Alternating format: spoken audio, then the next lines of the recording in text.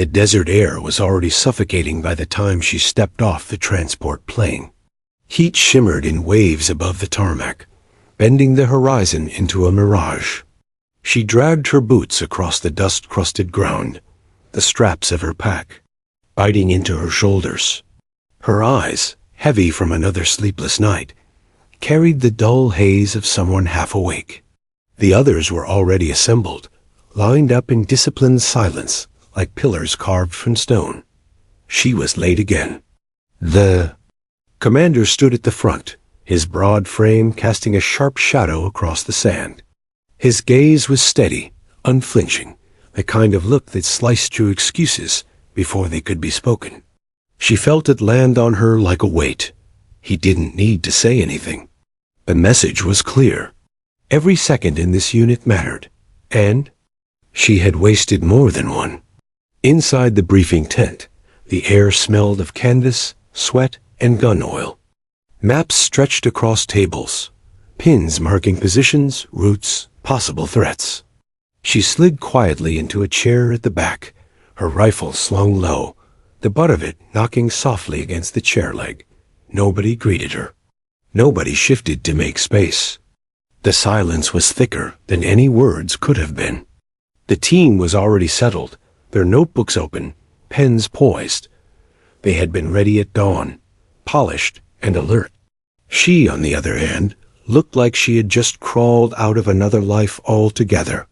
A strand of dark hair clung to her cheek, damp with sweat, and she brushed it back absent-mindedly. The commander started the briefing without acknowledgement of her arrival. His voice was gravel, years of command hardening it into something that carried across storms and gunfire alike. "Targets don't wait for late soldiers," he said flatly, not looking in her direction, but letting the words hang in the air long enough for everyone to know who they were aimed at. A few of the men smirked faintly, their eyes never leaving. "The maps," she said nothing. Silence had always been her shield. Words, she knew, were wasted in places like this. In the SEALs, results spoke louder than apologies. Her mind drifted, not from boredom, but exhaustion. Sleep had become a luxury she couldn't afford, not when her nights were consumed by study. While the others slept, she combed through topographic maps under the dim red glow of a flashlight. She memorized coordinates, wind patterns, and enemy profiles. She wanted to know the land the way others knew the lines on their palms, but no one else saw those hours. To them, she was just the soldier who stumbled into formation too late, who dragged her body half awake through drills. The commander's voice snapped her back. "Operation simulation tomorrow at 0500. No mistakes, no excuses." His eyes finally cut to hers for the first time that morning, holding her in place like a pinned insect. She didn't blink. He moved on, continuing the briefing, but she knew that look had been her final warning. When the meeting broke, the unit moved as one quick, efficient, precise. She lingered, gathering her notes slowly. A tall operator brushed past her shoulder deliberately. Hard, his voice low enough for only her to hear. "You're dead weight. Don't drag us with you." The words stung, but she swallowed them whole. She had heard worse before. This wasn't the first team to doubt her, and it wouldn't be the last. What they didn't understand was that she wasn't here to prove she could run faster or carry heavier loads. She was here because of the rifle. Outside the tent, the desert stretched endless and brutal. The sun was a merciless overseer, hammering down on every living thing below. She walked toward the range, her boots crunching against gravel. The others jogged past her, laughing in pairs, trading easy jokes that came from camaraderie she hadn't earned. She let them go. At the range, the smell of gunpowder clung to the air. Targets were lined up at increasing distances, white silhouettes against the tan earth. She pulled her rifle free, the steel gleaming in the sun. It was heavy, yes, but familiar, comforting. She lay prone on the ground, cheek pressed against the cool stock. The noise of the camp dulled, replaced by the steady rhythm of her breath. The scope narrowed the world into a perfect circle. She squeezed the trigger once crack. A target at 300 meters dropped clean. She adjusted, fired again 600 meters. Center mass. The third shot was at 900, a distance most hesitated at, but her bullet whispered through the air, striking true. One by one, her shots carved silence out of the desert. Her arms no longer felt heavy. Her eyes no longer burned with fatigue. Here, behind the rifle, she was weightless, precise, alive. What the team saw as weakness, the oversleeping, the stumbling. Exhaustion was only her body's rebellion against everything else she carried. But when the rifle was in her hands, that rebellion vanished. Unbeknownst to her, the commander had walked up behind. He watched quietly, arms folded across his chest, expression unreadable. The rest of the men might have dismissed her already, but he wasn't so quick. He had seen soldiers fail drills, yet become legends under fire.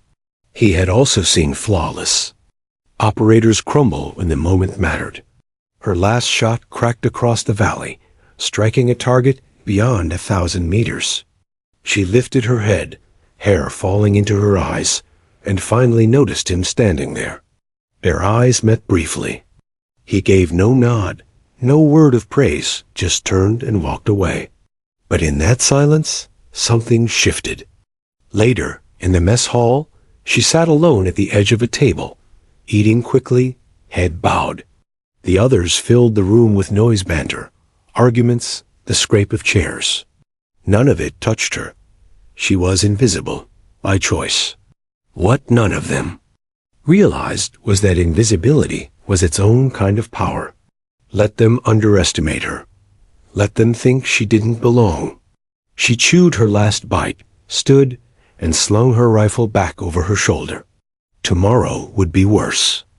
Tomorrow, the simulation would strip everyone bare, exposing strengths and flaws alike. The others had already decided what she was, a liability. But she had decided something else. She would wait for the rifle to speak for her. Outside, the desert night fell sharp and cold. She found a quiet corner, pulled out a folded map, and traced the ridgelines with her finger. Her eyelids sagged, her body begged for rest, but her mind refused. There was something inside her, a need to be ready when the chance came, the chance. That would silence every doubt in one clean shot. She worked until the flashlight burned dim, then leaned back against the wall, finally letting her eyes close. Tomorrow, she knew, would demand everything. And for her, everything was always given. At the trigger. The first rays of sunlight cut across the camp like a blade. The desert didn't ease anyone into the day. It burned them awake. The bugle call wasn't needed here. The SEALs were already in motion before dawn, their bodies trained to obey. The clock without question. All except her. Her alarm had buzzed in the dark, a thin, insistent vibration against the cot, but her arm reached out and silenced it before her brain could catch up. The weight of fatigue pressed her down. Another hour wouldn't hurt, she told herself. Just one more hour. By the time she sat up, heart hammering with the realization she'd overslept, the camp was already alive with movement. Outside, boots pounded against the sand. The team was running laps around the perimeter, their cadence sharp and unified, voices calling out in rhythm.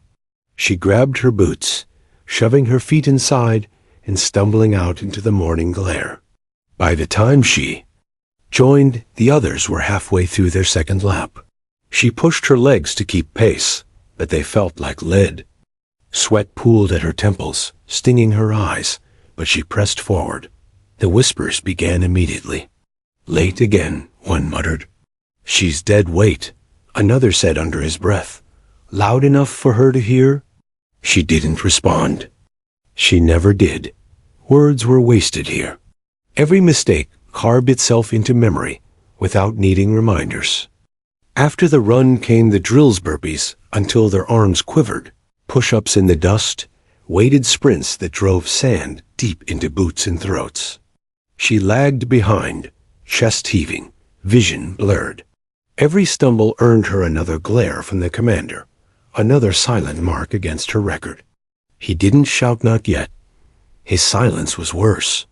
The others seemed carved from steel.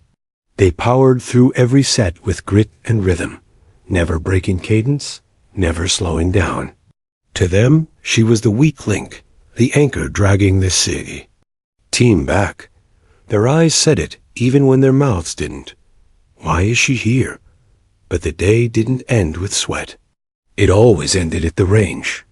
The targets stood in neat rows, their white outlines glaring against the horizon. The men lined up, adjusting rifles, checking scopes, settling into their firing stances. She took her place at the far end, still gasping for breath from the morning's punishment. Her arms ached, her legs trembled, her body screamed for rest. And yet, when the rifle settled against her shoulder, everything went quiet. The first target was at 300 meters. A simple warm-up for them. Crack her shot dropped it clean, dead center. The spotter beside her raised an eyebrow, but said nothing. Next came 600 meters. The wind shifted slightly, carrying fine grains of sand across the barrel. Crack another center hit. The men who had been whispering earlier glanced sideways. Then 800, then 1,000. At each distance, her shots landed true, as if she were simply tracing lines drawn across the air. She didn't flinch, didn't hesitate. Her breathing steadied, her arms locked in perfect control. The exhaustion that had crippled her body minutes ago vanished when her eye met the scope. The whispers quieted. It wasn't luck. It wasn't even practice. It was something deeper in instinct. She could read distance the way others read words, feel the wind's pull as naturally as breathing. While the others calculated, adjusted, hesitated, she simply knew. The commander stood at the edge of the range, arms crossed, expression unreadable. His eyes tracked her through every shot. He had seen this before, though rarely. The soldier who failed every standard drill, who buckled under weight, who collapsed during runs, but who came alive in one singular skill. A skill that could change everything. When the range drill ended, the others gathered their gear, muttering to each other about wind calls, elevation adjustments, grip stability. She packed her rifle in silence, wiping down the stock with careful precision. No one spoke to her, but no one mocked her either. Not now. Later, in the mess hall, the tension returned. She sat at a corner table, eating slowly, while the others crowded together, voices low. She caught fragments of their words: lazy, liability, waste. The sting of truth lay beneath their disdain. She was failing the drills. She was failing the unit. But what they didn't see, couldn't see, was the focus that burned beneath her fatigue. That night, while the camp settled into uneasy sleep, she unfolded a map under the dim glow of her flashlight. Her hands traced ridge lines, marked wind channels, memorized angles of elevation. If she couldn't win them over with sprints and push-ups, she would be ready for the moment that counted. The rifle was her language, her defense, her proof. Morning came too soon. Again, the bugle wasn't needed. Again, she overslept. This time, the commander was waiting when she stumbled out of her tent. He didn't shout. He just looked at her, with eyes sharp as glass, and said, "You're out of chances." The drills that day were worse than before. Weighted marches up dunes, rifles held overhead until arms screamed, crawling under barbed wire while the desert baked every inch of skin. She fell behind, again and again. She collapsed once, sand sticking to the sweat on her face. The others moved past her without a glance. But at the range, the rifle was waiting. The spotter called out the distance. 1,200 meters. Beyond what most trained for. She dropped to the ground, set her scope, and fired. Cracked dead center. Another shot. Same result. The spotter blinked, glanced at the commander, then back at her. "She's not missing," he muttered. The whispers changed that evening. They weren't friendly, not yet, but they weren't dismissive either. She had forced silence where words once mocked her. And in the commander's eyes, something shifted. For the first time, she wasn't just the soldier who slept through drills. She was the one who hit what no one else could. And though exhaustion still weighed her down, though her body still dragged through every punishment, she knew one thing: the rifle would save her. It always did. The desert had a way of stripping people bare. By midday, it burned through skin, sweat, and patience alike. Some soldiers cursed under their breath as the sun gnawed at them. Others pushed through with gritted teeth. But for her, the heat barely registered when the rifle was in her hands. The rifle wasn't just a weapon, it was her anchor. Its weight was steady, familiar. The steel and polymer pressed into her shoulder reminded her of constancy in a world where everything else slipped through her grasp. She carried it differently than the others. They hauled theirs as gear, as burden, as necessity. She carried hers like a lifeline. That afternoon, the commander had ordered precision drills. Targets had been placed at staggered ranges, from a modest 200 meters to a punishing 1,500. The unit lined up in silence, rifles at the ready. Sweat dripped into the dust, mixing with the oil and gunpowder scent that hung heavy in the air. She was positioned at the farthest lane again. It wasn't deliberate, at least, not officially, but she knew why. The men didn't want her close. She was the shadow at the edge of their cohesion, the reminder of failure. They thought she dragged them down, and maybe she did during the drills. But here was different. The first whistle blew. The others dropped into prone, rifles snapping up, scopes finding targets with swift familiarity. Shots cracked across the valley, echoing like distant thunder. She lowered herself slower, deliberate, calm. Her cheek pressed against the stock. Her eye found the scope, and the rest of the world vanished. The target at 200 meters was nothing. She didn't need to breathe deeply, didn't need to adjust much for wind. Cracked down it went, clean. The spotter noted the hit, tone flat, uninterested. But as the distances stretched, something inside her sharpened. At 600 meters, she adjusted, factoring the wind tugging gently across the ridge. Crack another hit right through the chest. At 900, she didn't pause. Her body was tired, her arms heavy, but the rifle erased all of that. Crack bullseye. The whispers started again, only this time they weren't mocking. The operators at the next lanes glanced sideways between shots, their brows furrowed.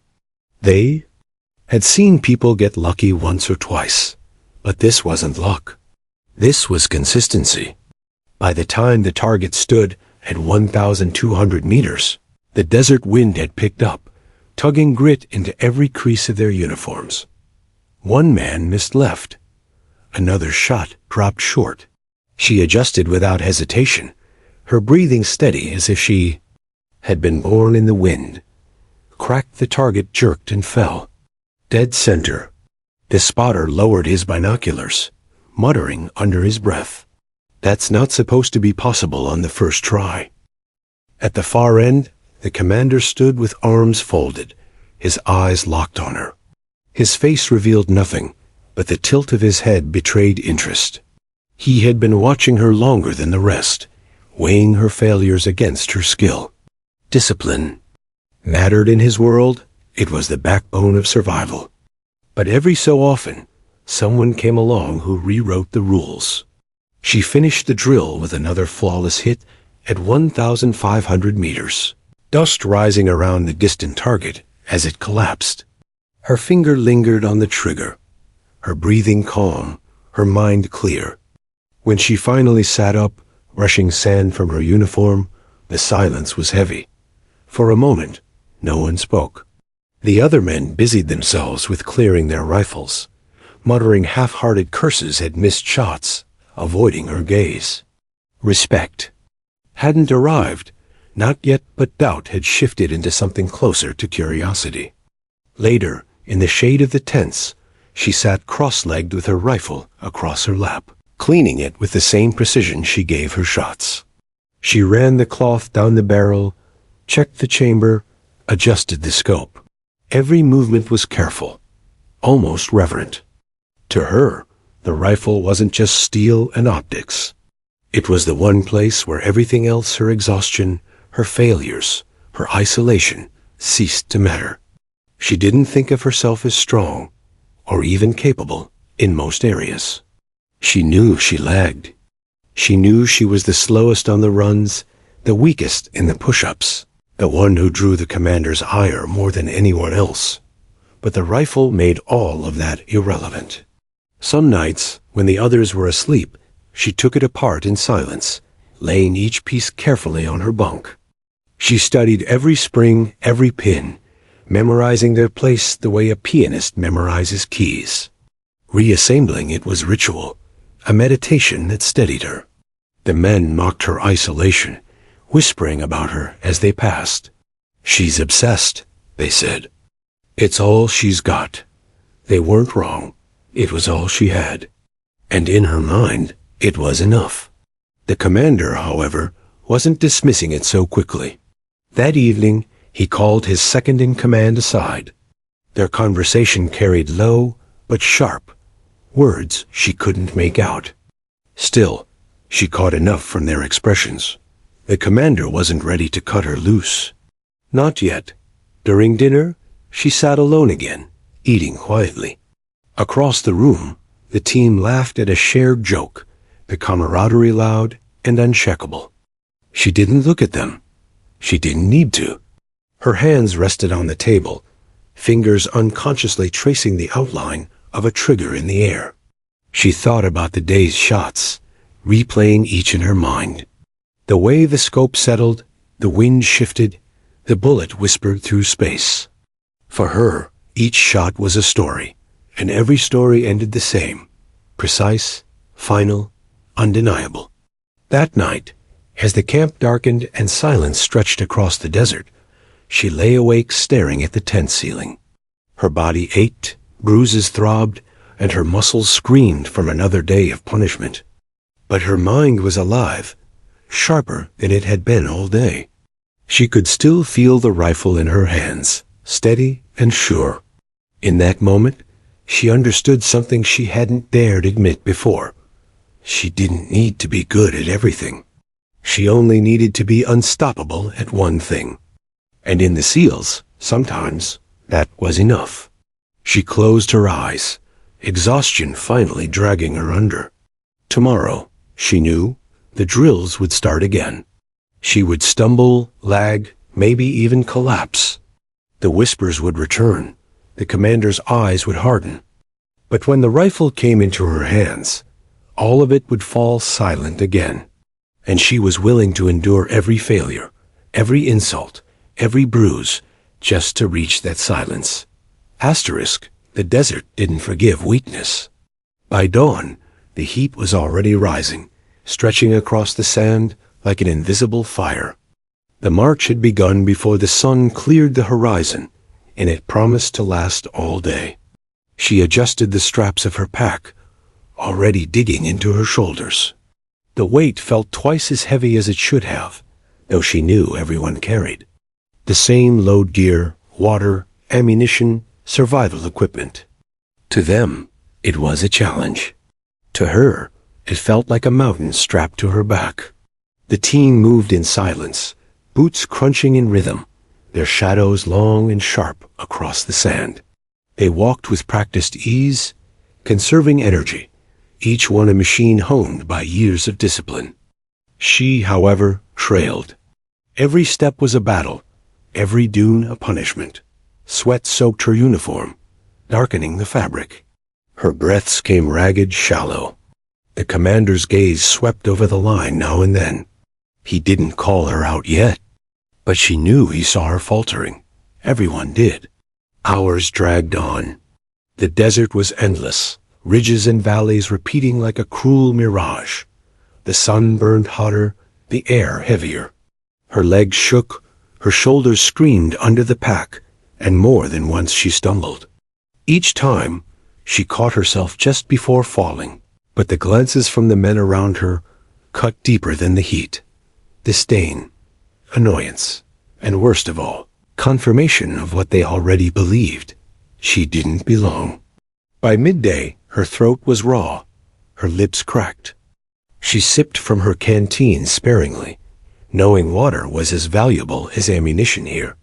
She tried to match their pace, but she was always a step behind, dragging, slowing the rhythm. The commander finally called for a halt beneath the shade of a rocky outcrop. Packs dropped, canteens opened, men leaned back against stone with relief. She collapsed, more falling than sitting, her rifle still strapped awkwardly across her shoulder. Dust clung to her sweat-drenched face, mixing with salt until her skin stung. She closed her eyes for just a moment, just a breath. But when she opened them again, the others were already moving, checking weapons, comparing notes, studying maps. She was the only one still slumped on the ground. The commander's boots stopped in front of her. She didn't need to look up to feel his presence, towering and sharp. "On your feet," he said, his voice cutting through the heavy air. She forced herself up, legs trembling, pack swaying unsteadily. Her rifle nearly slipped, but she caught it before it hit the ground. He studied her for a long, silent moment. His jaw tightened. Then he leaned in, his words low and cold. "One more slip like this, and you're out. I don't care how steady your hands are behind a scope. Out here, discipline keeps you alive. You don't have it. You don't belong." His words hit harder than the march, harder than the heat. For a second, she thought she might argue, might explain the nights spent studying maps, the hours she gave when others slept. But she didn't. Words wouldn't change his mind. Only action would. She nodded once, swallowing the sting of shame, and adjusted her pack. The march continued. By evening, they reached the training ground. The desert opened into a wide plain, marked with obstacles and staging areas. Exhaustion weighed her down like chains, but the drills weren't over. Not yet. The men stripped weapons, checked optics, compared strategies. She, however, sank to the ground, rifle across her lap, eyelids heavy. She didn't mean to fall asleep. She never meant to, but her body betrayed her. When she woke, the commander was standing over her, his shadow stretched long across the sand. His face was stone, unreadable, but his silence was worse than fury. The others glanced over, some shaking their heads, some smirking faintly. "You don't get to sleep when others work," he said quietly, almost too quiet. She sat up quickly, gripping her rifle like a shield. Shame burned hotter than the sun. She wanted to explain, wanted to tell him that her body simply gave out, that she hadn't chosen rest over duty. But again, she said nothing. That night, camp settled in under the cold desert stars. Fires burned low, conversations carried in tired murmurs. She sat alone at the edge of the circle, her rifle resting across her knees. Her eyes traced the constellations, though her mind replayed the commander's words over and over. "One more slip, and you're out." The thought gnawed at her.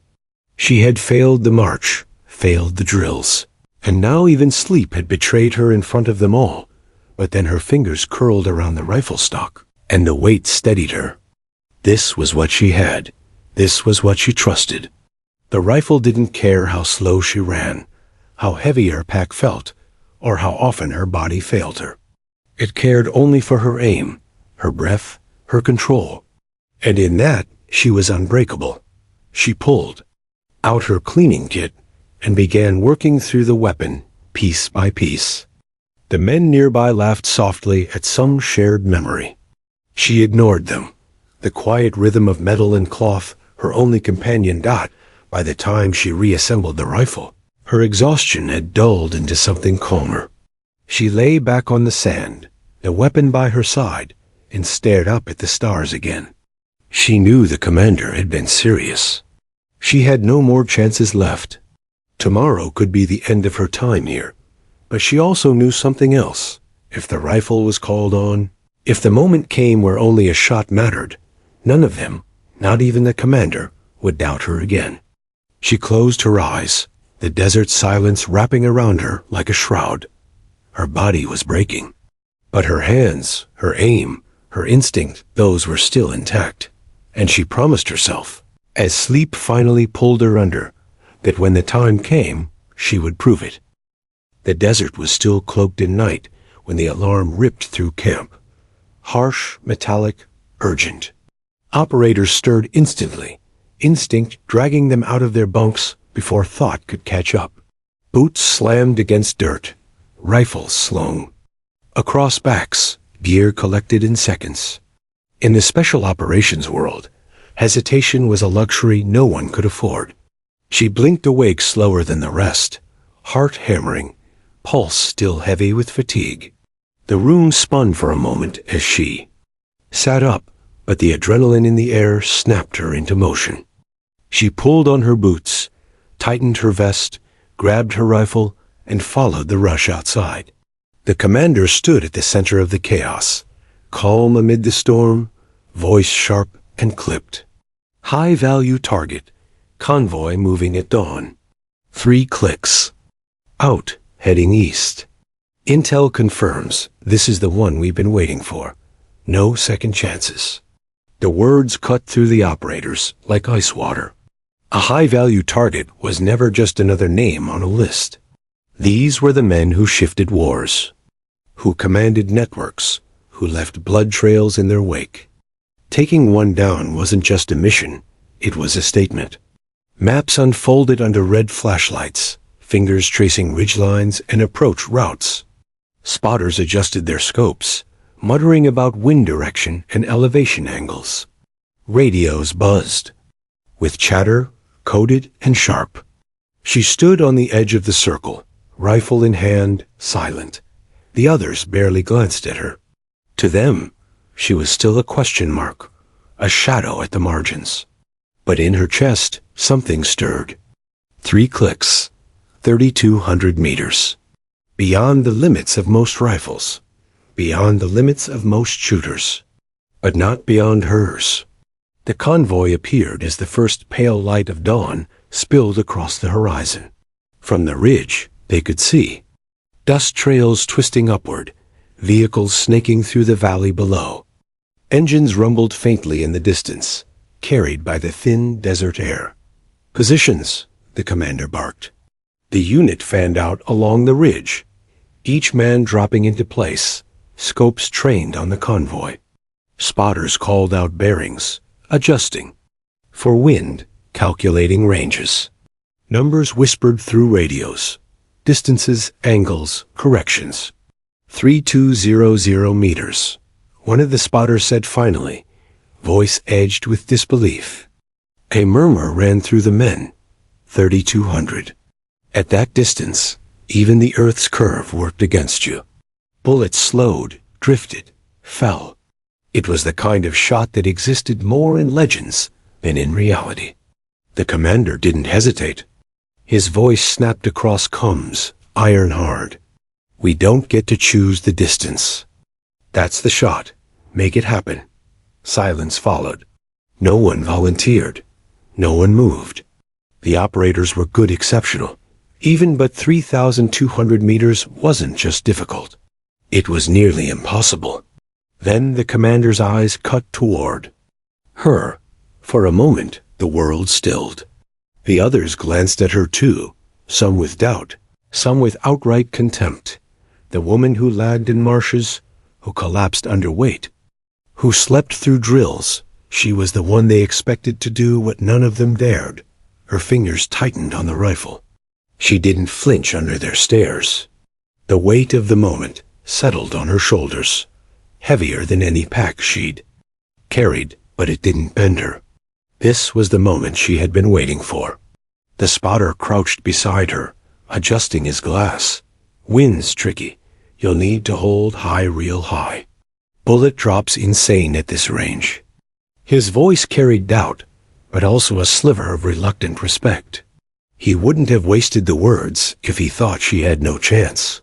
She lay prone, body sinking into the dirt, the rifle cradled steady against her shoulder. Through the scope, the world narrowed to a circle of dust and movement. The convoy rolled steadily, engines vibrating through the earth. She could see men inside, armed, watchful. And at the center vehicle, the target, her breathing slowed. The exhaustion of the march, the sting of the commander's warning, the shame of her failures, all of it bled away. There was only the scope, the crosshairs, the distance. Around her, the men whispered. Some doubted, some hoped. The commander said nothing. His silence was permission, and his gaze was unyielding. 3,200 meters. One shot. She adjusted her scope, factoring. Everything whined, elevation, the earth's pull, even the shimmer of heat rising from the sand. Her mind worked quietly, instinctively, the calculations coming not from charts, but from something deeper, something that had always lived inside her. Her finger brushed the trigger lightly, testing the pressure. The spotter muttered a correction, but she barely heard him. She already knew. In the valley below, the convoy rolled on, unaware of the circle closing around them. The target sat in the back seat, a shadow behind glass, his life measured now not in hours or days, but in the inches. Between crosshairs. The commander's voice broke the silence, low but firm. You've got one chance. Make it count. She exhaled slowly, the sound barely more than a whisper. Her heartbeat slowed, her vision sharpened. The distance didn't matter. The doubts didn't matter. All that mattered was the rifle, and the target. And she was ready. The desert was unnervingly still, as though the earth itself was holding its breath. The convoy below continued its slow crawl along the dusty valley road, unaware that death hovered miles above them on the ridge. Every operator lay prone in the sand, scopes trained, radios crackling with faint calculations. But in truth, all eyes had shifted toward one placer. The commander stood a step behind, his shadow stretched long in the morning sun. His arms were crossed, jaw tight, expression carved from stone.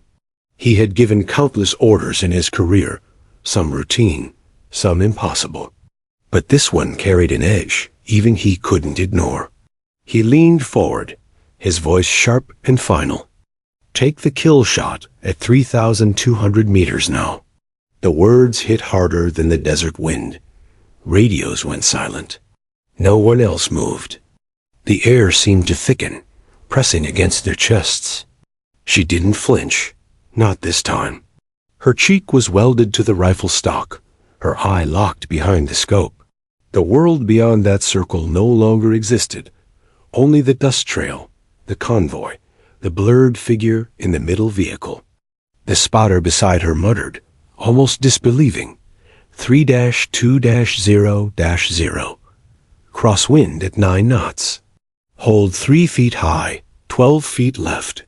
It's a prayer shot, but she wasn't praying. Her hands were steady, her breathing measured. The rifle felt alive in her grip, every bolt and screw as familiar as her own heartbeat.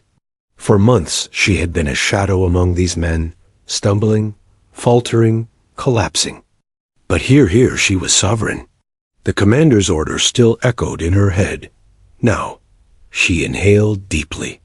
The crosshairs wavered, then steadied as her lungs filled. She let the breath trickle out, slow, controlled, until the world seemed to sharpen with each exhale. Through the glass, the target shifted slightly, leaning forward to speak with the driver. She caught the flicker of movement, the silhouette of a man whose decisions had left villages in ruin, whose orders had ended lives. A ghost of rage flared in her chest, but she pushed it down. Rage blurred vision. Precision required stillness.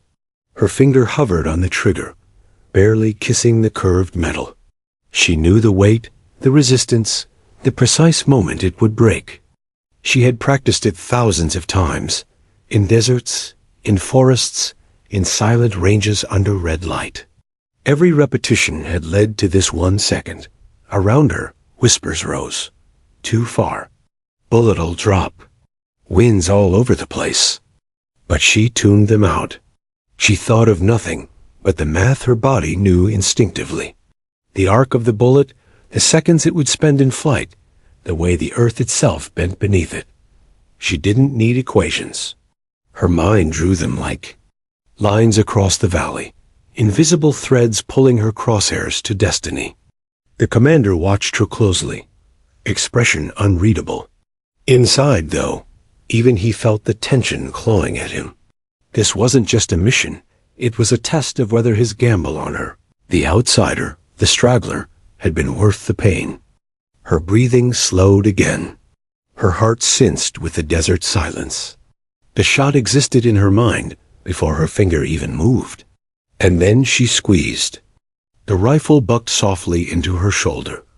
Recoil absorbed into her frame. The sound cracked across the ridge, a violent punctuation that shattered the hush. Dust kicked up around the muzzle. For an instant, everyone froze. Time stretched thin.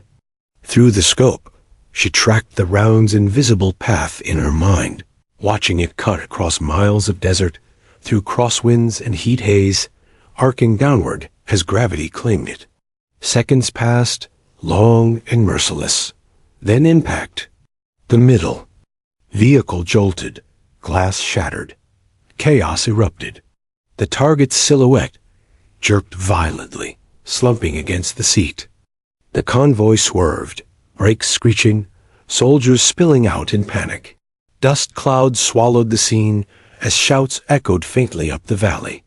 She exhaled slowly, the last of her tension draining with a breath. Her hands never trembled. Her eyes never left the scope. A ridge erupted in sound. Operators cursed, some in awe, some in disbelief. One of them whispered, "No way. No way she just hit that." Another laughed sharply, half in admiration, half in shock. Even the spotter beside her, who had doubted every inch of her existence until this morning, muttered a low, reverent, "Holy hell."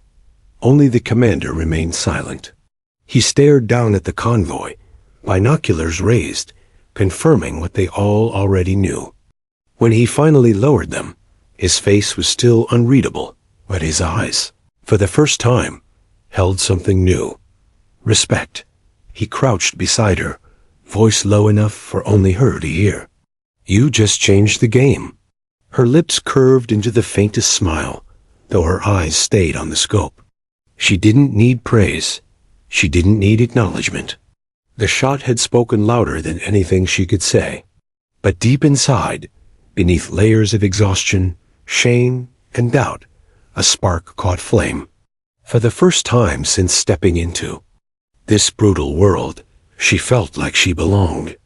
The team began packing quickly, breaking down positions, readying for extraction. The mission wasn't over. The desert had a way of punishing complacency, but the hardest part was done. She slid the rifle back into its case, hands precise, ritualistic. To the others, it was just another weapon. To her, it was the thread that tied her existence together. The commander gave one last look toward the smoking convoy below. Then he turned to his men, and his voice rang out, sharp and commanding as ever. "Mission complete. Move out." The operators rose, still buzzing, some sneaking glances at her with expressions they hadn't worn before. Not disdain, not mockery. Something closer to respect, however grudging. She fell in line without a word, the desert stretching endlessly before them once more. The pack still weighed heavy. The heat still burned. But the weight in her chest had shifted. She wasn't carrying doubt anymore. She was carrying victory. And in the silence that followed, she knew the commander's order would never leave her. Those words would echo for the rest of her life, carved deep into her memory. Take the kill shot at 3,200 meters now. The shot still echoed across the desert, long after the bullet had done its work. A rolling crack that seemed to cling to the rocks and ridges, refusing to fade. But when it finally dissolved into the air, what replaced it was stranger and oppressive. Quiet that pressed down harder than the sound of any firefight. The convoy below was chaos, but chaos muted by distance. Tiny figures scrambled from the vehicles, weapons raised, searching wildly for an enemy they couldn't see. Dust billowed upward in frantic plumes.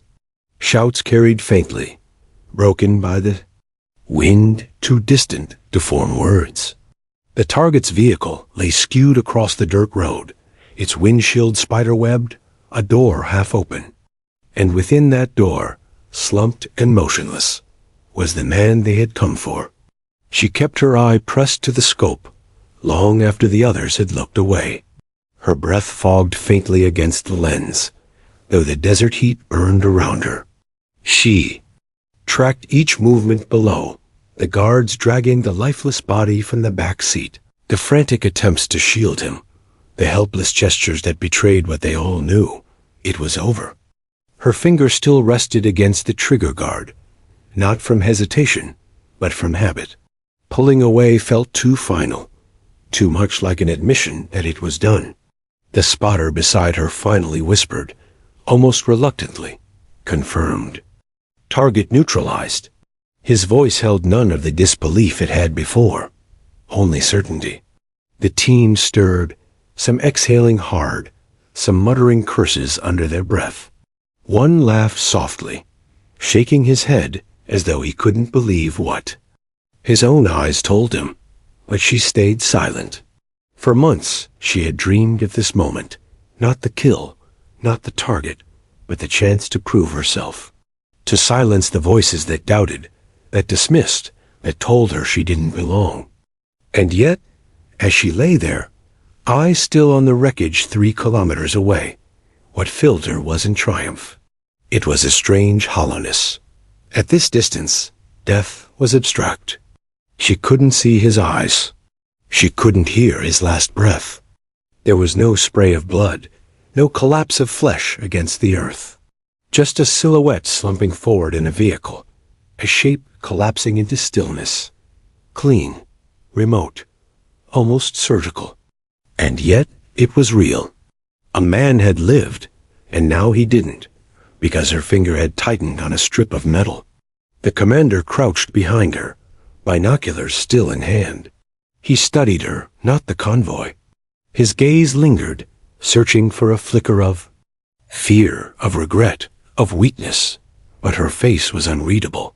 She breathed evenly, eyes steady, expression calm.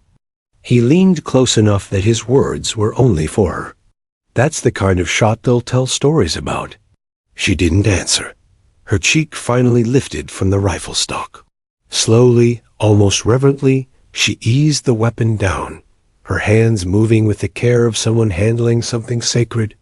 She broke the rifle open, checked the chamber, wiped the dust from its body with her sleeve. It was a ritual, a way to quiet the storm in her head. The team began to shift positions, packing gear, preparing to exfiltrate before the chaos below spread wider. Radios crackled with coded updates, mission success, confirmation requests, coordinates for pickup. But all of it felt muted, as though the desert itself swallowed the sound before it reached her ears. She slung the rifle across her shoulder, rose to her feet, and felt the weight of it settle against her spine. Heavier now, somehow, though nothing had changed. The march back across the ridge was quiet. The operators, usually full of coarse banter after a successful mission, held their tongues. Some walked with eyes forward, expression hard, unwilling to betray what they felt about what they just witnessed. Others stole glances at her when they thought she wouldn't notice, their faces flickering with something unfamiliar respect, curiosity, maybe even fear. At the rear of the line, the commander walked beside her. He didn't speak, not yet. His silence wasn't the cold, dismissive kind she had known before. It was measured, as though he was weighing something heavier than words. When they finally reached the extraction zone, the rotor wash of an inbound chopper tore across the sand, whipping grit into their eyes and skin. The operators climbed aboard, heads low, gear clattering. She followed, sliding into her seat along the side, the rifle balanced across her knees like a talisman. The helicopter lifted, the desert dropping away beneath them. Through the open side door, she saw the convoy shrinking into the distance, still frantic, still searching. Soon it was just dust trails, then nothing but endless sand once again. Inside the aircraft, the silence stretched. The men shifted in their seats, some staring at the floor, some out the open door, none quite ready to speak. The noise of the rotors filled the space, but it wasn't enough to drown the tension. Finally, one of them broke it. That was impossible. Another snorted. Was, until she pulled it off. A third leaned forward, shaking his head slowly. I've seen a lot of shots. That one's gonna make history. The words hung in the air, and for the first time, no one contradicted them. Number. Laughter, no mockery, only quiet agreement. She stared at her hands, still resting on the rifle. Her knuckles were pale, but steady. She expected relief to come, or maybe pride. But neither did. Instead, what came was a weight that settled in two. Her chest, a reminder that once a shot is taken, it can't be undone. The commander finally spoke, his voice cutting clean through the drone of the rotors. You did your job. Exactly when it mattered most. Don't ever forget that. She lifted her eyes to him. His expression was as sharp as ever, but in the lines of his face, she saw the faintest shift. The doubt that had followed her since the first day was gone. She gave a small nod. Nothing more. The helicopter banked east, the desert giving way to rugged hills in the distance. The mission was over, but the silence wasn't. It followed her back to base. It followed her into the debrief, where words like confirmed kill and extraordinary range were spoken by men who rarely allowed admiration into their voices. It followed her into the barracks, where operators who had once looked at her with contempt now offered curt nods, acknowledgement without words. And it followed her into the quiet of her bunk that night, where she lay awake long after the others had drifted off. The rifle rested beside her, cleaned and ready, but her mind replayed the moment over and over, the squeeze of the trigger, the stillness in the scope, the way the world held its breath. There was no celebration, no elation, only silence. Because silence was the true companion of the sniper, not applause, not recognition, just the heavy, endless quiet that came after the shot. And in that silence, she understood something she hadn't before. She wasn't just part of the team now. She was bound to the rifle, to the mission, to the weight of decisions measured in lives taken at distances unthinkable. It was respect, yes. It was belonging. But it was also a burden. One she would carry alone, in silence, forever. The desert mission faded into reports and numbers within hours. Intelligence analysts scribbled across whiteboards. Commanders cross-checked satellite feeds, and the words confirmed kill stamped themselves across digital files. On paper, it was just another operation, clean, efficient, successful. But among those who had been on the ridge, it was something different. They knew what had happened wasn't routine. It wasn't procedure. It was legend. Back at the base, the shift was subtle but unmistakable.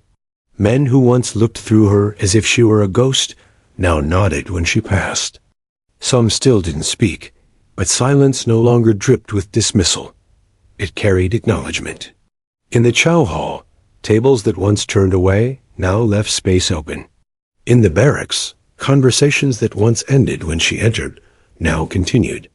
Her presence no longer a crack in the armor of brotherhood. Respect in special operations was never given. It was carved out with blood, sweat, and precision. And with one impossible shot, she had carved hers deeper than most ever would. Yet, she didn't gloat. She didn't smile or bask in the shift. She went about her duties with the same quiet precision she always had, rifle in hand, eyes steady. If anything, she became more withdrawn. For while others saw the shot as a triumph, she carried it differently. At night, when the base finally fell quiet, she would sit alone on the edge of her bunk, the rifle disassembled across her lap.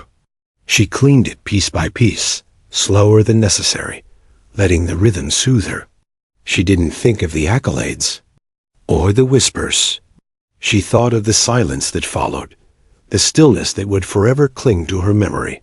A commander noticed. He always did. He had built his career on assessing men, reading strengths and weaknesses, knowing who would break and who would hold. And this woman, this outlier, who had stumbled through marshes and collapsed during drills, had just changed everything he thought he knew. One evening, days after the mission, he found her on the firing line at the far edge of camp. The sun had dipped low, leaving the sky orange and red, and most of the men were already off duty. But she was prone in the sand, rifle steady, eyes behind the scope. The target she aimed at wasn't a silhouette. It wasn't a steel plate. It was nothing, just desert stretching endlessly ahead. She wasn't firing. She wasn't training. She was simply staring through the glass, as though seeing something no one else could. The commander approached, boots crunching softly. He stopped a few feet away, watching her. "You ever think about what comes after?" he asked finally. She didn't move from the scope. After what? After the shot. After the silence. Her finger brushed the trigger lightly, though she didn't pull. Every time. He crouched beside her, his weathered face caught in the dying light. Most don't. They think about the kill, the mission, the objective. Not you. You carry it different. She lowered her head, cheek still pressed to the stock. "Because it's heavy?" He studied her in silence then, gave a single nod. "Good. It should be." For a long moment, neither spoke. The desert wind whistled softly, carrying with it the faint smell of dust and fuel from the base. Finally, he stood, his voice firm but not unkind. "You earned your place. Don't let anyone tell you otherwise. And don't ever forget, you're not just part of this unit now. You're part of its story." She finally looked up from the scope, her eyes meeting his. There was no pride in her gaze, no arrogance, only quiet resolve. "Stories don't matter," she said softly. "The shot does." He almost smiled at that, though his face remained hard. "Maybe, but stories are what live on after we're gone. And that shot 3,200 meters will outlive us both." The words settled between them, heavier than the desert heat. In the weeks that followed, whispers spread beyond the base. Other units heard it first, then other branches. Numbers. Traveled fastest, 3,200 meters. Operators argued over whether it was even possible. Analysts scribbled calculations trying to replicate it, and skeptics dismissed it as luck. But those who had been there, who had felt the silence afterward, knew better. It wasn't luck. It was discipline, instinct, will. And her name, once spoken with dismissal, now carried weight. Yet she never leaned into it. She trained harder, rose earlier, stayed later. She ran the marshes she once lagged behind on until her legs gave out. She carried the pack without complaint. She stayed awake through every drill. She refused to let the shot define her alone. Because she knew the truth. One moment could build a legend, but only relentless discipline could sustain it. Still, when she lay awake at night, she thought not of the glory, but of the silence. She thought of how it stretched across her chest, how it filled the spaces between her breaths. She knew she would carry it forever. And maybe, in some way, that was the price. The commander never spoke of doubt again. When he barked orders, her name carried the same weight as the others. When missions came, her rifle was always in play. And though he rarely praised, his eyes told her enough. He trusted her now. The way he trusted few. Years later, others would tell the story differently. Some would exaggerate, adding distance, adding danger. Others would reduce it, calling it lucky, calling it a fluke. But those who knew the ones who had lain on that ridge, hearts pounding as the commander gave the order, would always remember it as it was. A single shot, 3,200 meters. And the silence that followed. For her, it wasn't about being remembered. It wasn't about legacy or myth.